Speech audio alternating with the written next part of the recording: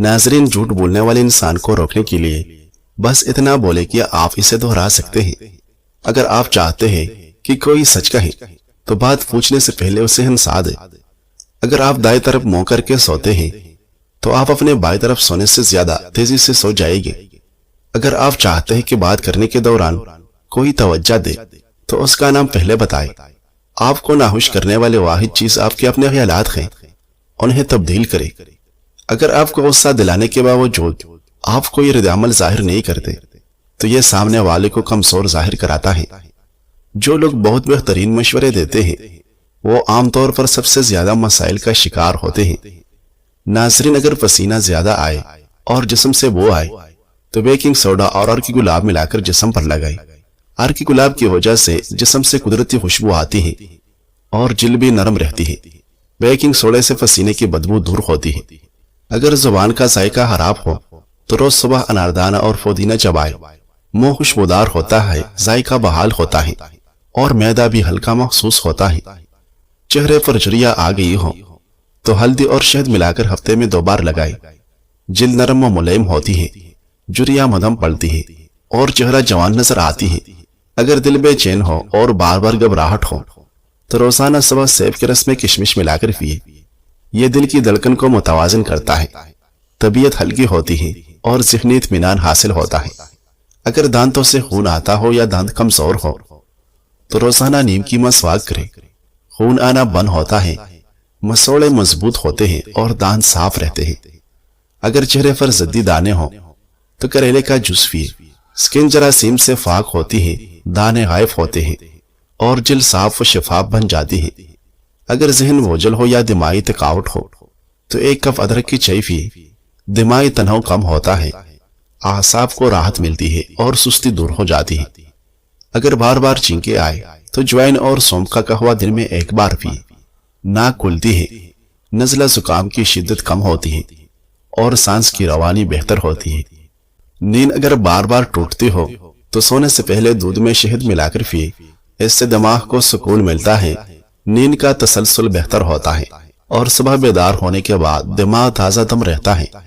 ناظرین، آنکھوں میں جلن رہتا ہو تو کیرے کے رس میں روئی بھگو کر پلکوں پر رکھیں، جلن دور ہو جائے گی۔ چہرے پر غیر ضروری بالوں کی گروتھ روکنے کے لیے فٹکری کو پانی میں گیلا کر کے چہرے پر مساج کرے، پھر چہرہ ٹھنڈے پانی سے دھو کر ارکی گلاب لگائے۔ یہ نسخہ ہفتے میں 3 بار استعمال کرنے سے غیر ضروری بال کمزور ہو کر گرنے لگتے ہیں، سکن ٹائٹ اور چمکدار ہو جاتی ہے اور چہرہ واقعی 17 سال جیسا جوان ہوا محسوس ہوتا ہے۔ جن لوگوں کے جل پر بار بار چھوٹے دانے نکلتے ہیں وہ دھنیا پھینس کر دہی میں ملا کر ہفتے میں 2 بار لگائے۔ یہ جلد کے اندرونی جراثیم کو ختم کرتا ہے، دانے خشک ہو جاتے ہیں اور جلد صاف ہو جاتی ہے۔ اگر ناک بند ہو جائے تو گرم پانی میں جوائن ڈال کر بھاپ لے، سانس کی نالی کھلتی ہے اور سانس لینا آسان ہو جاتا ہے۔ اگر پسینہ زیادہ آئے اور چکر آتے ہوں یا گرمی سے تھکاوٹ اور بے چینی محسوس ہو تو نمک اور لیمو کا شربت دن میں 1 بار پی لے۔ جسمانی پانی کی کمی دور ہوتی ہے، توانائی بحال ہوتی ہے اور گرمی کا اثر کم ہو جاتا ہے۔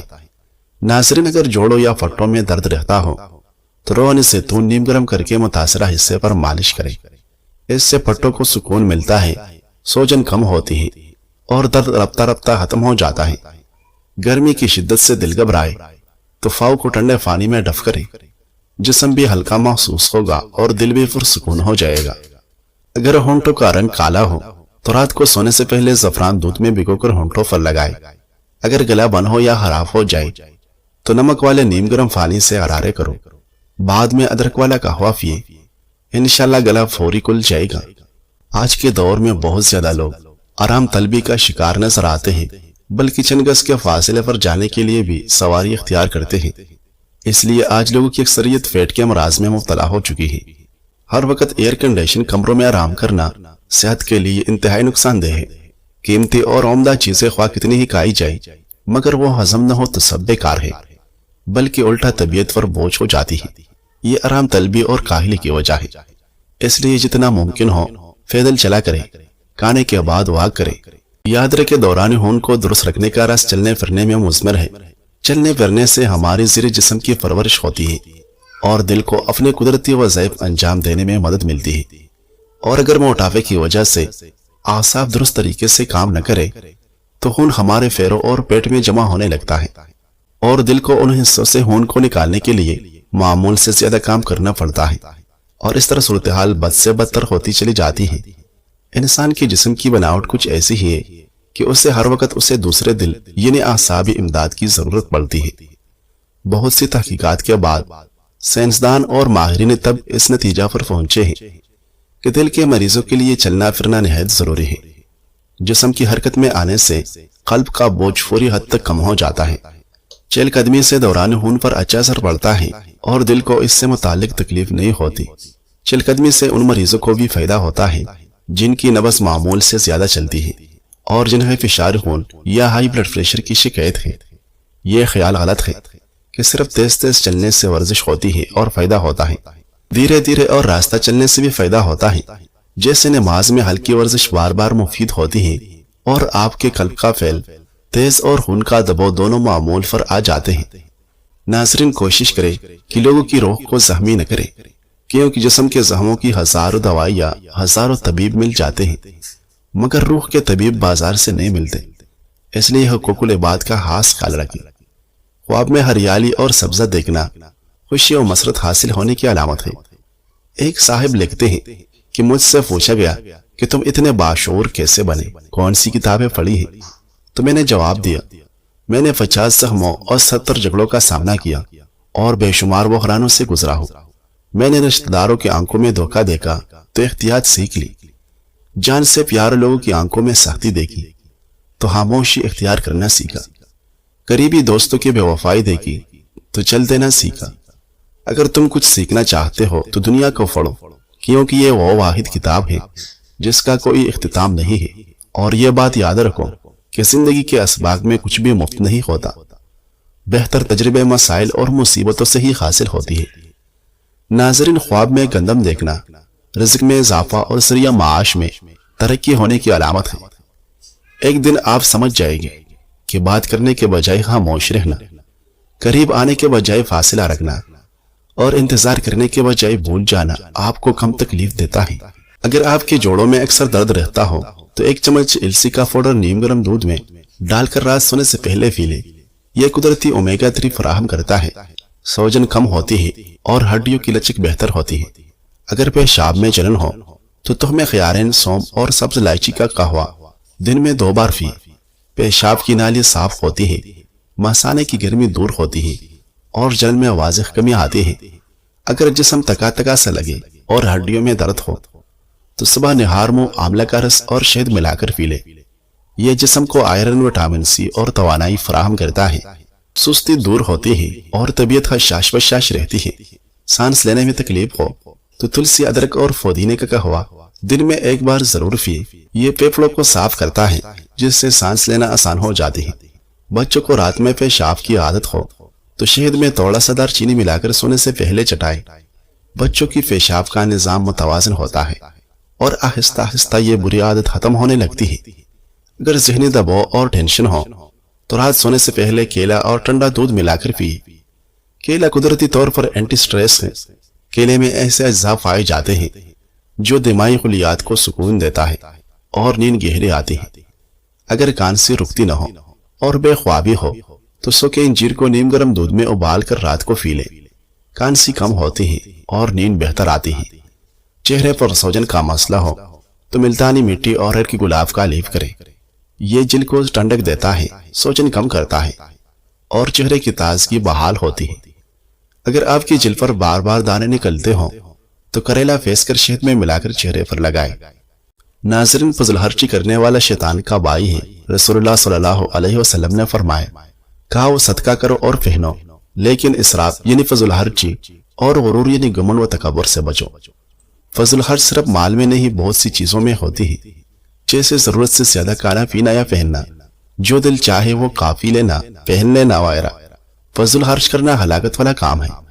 گناہوں والی جگہوں پر خرچ کرنا، اجنبی لوگوں پر اس طرح خرچ کرنا کہ اپنے اہل و عیال کو بے یار مددگار چھوڑ دینا، غسل کا پانی استعمال کرتے ہوئے نل کھلا چھوڑ دینا، بجلی والے اشیاء کو سستی کی وجہ سے کھلا چھوڑ دینا، یہ سب فضل خرچی ہے۔ اللہ کی فرمان برداری میں پہاڑ کے برابر بھی سونا خرچ کرو تو فضل خرچی نہیں، اس کے برعکس اگر 100 روپیہ بھی اللہ کی نافرمانی میں خرچ کرو تو یہ اسراف ہے۔ ناظرین، خواب میں محبوب شخص کو اپنے قریب دیکھنا صحت اور تندرستی کی علامت ہے، راحت اور خوشی ملنے کی بھی دلیل ہے۔ خواب میں کالا سانپ کو مار ڈالنا دشمن سے نجات ملنے کی علامت ہے۔ خواب میں دانتوں سے خون نکلنا اپنوں سے غم اور دکھ پہنچنے کی علامت ہے۔ اگر خواب میں مرد سونا چاندی دیکھے تو یہ علامت ہے پریشانی اور مصیبت ملنے کی، اور اگر یہی خواب دیکھنے والا عورت ہو تو یہ آرام و راحت پانے کی دلیل ہے۔ خواب میں سفید سانپ دیکھنا حاسد اور پوشیدہ دشمن پر دلیل ہے۔ اگر دیکھی کہ وہ سانپ سے بھاگ رہا ہے اور سانپ نے اس کو نہیں دیکھا تو دلیل ہے کہ دشمن اور حاسد سے نجات پائے گا۔ خواب میں الٹی کرنا گناہوں سے توبہ کرنے کی علامت ہے۔ خواب میں مردے کا کفن پھاڑنا خراب مال جمع کرنے کی دلیل ہے۔ ناظرین، خوبصورت الفاظ سے کی گئی تعریف دل کی گہرائیوں تک اترتی ہے۔ خاموش محبت محسوس تو کی جا سکتی ہے، مگر زبان سے کہی گئی بات روح کو چھو لیتی ہے۔ جب آپ کسی کو سچے لفظوں میں سراہتے ہیں تو نہ صرف اس کا دن بدلتا ہے بلکہ اس کا یقین بھی جگتا ہے۔ مثال کے طور پر اگر کوئی انسان اچھا کام کرے اور آپ صرف مسکرا دے تو وہ خوش تو ہوگا، لیکن اگر آپ کہے کہ ماشاءاللہ تم نے کمال کر دیا تو وہ تعریف اس کے دل میں ہمیشہ کے لیے محفوظ ہو جائے گی۔ ناظرین، دلوں کے معاملے میں بہت محتاط رہا کرے۔ آپ کا لہجہ اگر چند لمحات میں دل کو مائل کر سکتا ہے تو چند لمحات میں گائل بھی کر سکتا ہے۔ نرم لہجہ اور مناسب الفاظ دلوں کو تسخیر کرتے ہیں، جبکہ بدلتا رویہ سخت الفاظ اور لہجوں کا تایر دل کو زخمی کر دیتا ہے۔ زخم بھی ایسے جو بظاہر تو نظر نہیں آتے مگر درد ہمیشہ رہتا ہے۔ ناظرین، جسم تھکاوٹ کا شکار رہتا ہوں تو نیم گرم پانی میں چند قطرے زیتون کا تیل ڈال کر نہائیں۔ ناخن کمزور ہو تو روز رات کو گھی انگلیوں پر ملے۔ بھولنے کی بیماری ہو تو ماغز اخروٹ اور بادام رات کو دودھ میں پکا کر پیے۔ ہاتھوں کی جھریاں ختم کرنی ہو تو دہی اور ہلدی کا لیپ ہفتے میں 2 بار کریں۔ جسمانی اور مردانہ طاقت بڑھانی ہو تو روزانہ 1 چمچ شہد اور 1 کھجور کھائے۔ اگر نیند آنے میں خلل ہو تو سونے سے پہلے تربوز کا جوس پی لے۔ مالک اور ملازم کا تعلق صرف تنہا اور نوکری تک محدود نہیں ہوتا بلکہ یہ ایک بھروسے، عزت اور تعاون کا رشتہ ہوتا ہے۔ ایک بہترین مالک وہی ہوتا ہے جو اپنے ملازم کو انسان سمجھے، اس کی محنت کی قدر کرے، اسے سیکھنے کا موقع دے اور آگے بڑھنے میں اس کا ساتھ دے۔ کیونکہ جب ایک ملازم خود کو محفوظ، قابل احترام اور اہم محسوس کرتا ہے تو وہ صرف کام نہیں کرتا، وہ دل لگا کر خدمت کرتا ہے۔ اسی طرح ایک نیک نیت ملازم وہ ہوتا ہے جو دیانتداری سے، وقت کی پابندی کے ساتھ اور پوری ذمہ داری سے اپنے فرائض انجام دے، جیسے وہ کام اپنے لیے کر رہا ہو، نہ کہ صرف وقت گزارنے کے انتظار میں۔ ناظرین، ابو حازم رحم اللہ کا بازار سے گزر ہوتا، کسی پھل کو دیکھ کر کھانے کو جی چاہتا اور خریدنے کی طاقت نہ ہوتی تو فرماتے تمہیں جنت میں کھاؤ گا۔ ناظرین، یاد رکھے، ایک دکان یا کاروبار صرف چیزیں بیچنے سے نہیں چلتا، وہ اعتماد، سلیقے اور حسن سلوک سے پھلتا پھولتا ہے۔ جب مالک اور ملازم دونوں ایک دوسرے کا خیال رکھتے ہیں تو نہ صرف کاروبار میں برکت آتی ہے بلکہ دلوں میں سکون بھی اترتا ہے۔ نیک ہونے میں اور خود کو نیک سمجھنے میں بڑا فرق ہوتا ہے۔ جب آپ نیک ہو جاتے ہیں تو آپ کو اپنے گناہ نظر آنا شروع ہو جاتے ہیں، اور جب آپ خود کو نیک سمجھنے لگتے ہیں تو آپ کو بس دوسروں کے گناہ نظر آتے ہیں۔ اس لیے کہتے ہیں کہ بس اتنا نیک ہو جانا کہ تمہیں اپنے گناہ نظر آنے شروع ہو جائے، لیکن اتنا نیک مت بن جانا کہ بس دوسروں کی گناہ ہی نظر آئے۔ زندگی میں ہمارے ساتھ چلنے والے کچھ مخلص لوگ ہوتے ہیں، جب ہم ٹھوکر کھا کر گرتے ہیں تو وہ ہمیں گرنے سے پہلے سنبھالنے میں مدد دیتے ہیں۔ بعض لوگ زندگی کے اس سفر میں ہمارے ساتھ صرف یہ دیکھنے کے لیے ہوتے ہیں کہ ہم کب، کہاں اور کیسے گرتے ہیں۔ وہ دیکھنا چاہتے ہیں کہ لگنے والی ٹھوکر ہمارے گھٹنوں کو زخمی کرتی ہے یا ہاتھوں کو، خاک ہمارے چہرے کو گندا کرتی ہے یا کفلوں کو۔